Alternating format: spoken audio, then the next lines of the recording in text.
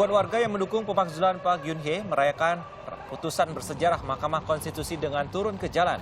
Pawai massal 5 bulan terakhir menuntut pemakzulan Park. Sebelumnya diiringi 90 hari persidangan Mahkamah Konstitusi hingga Park dipecat Jumat lalu. Penggulingan Park juga disambut demonstrasi sejumlah kelompok di berbagai tempat. 3 orang tewas dan puluhan lainnya luka-luka akibat bentrokan antara pendukung Park dengan aparat. 20.000 aparat kepolisian dan ratusan bus disiagakan untuk memisahkan dua kelompok.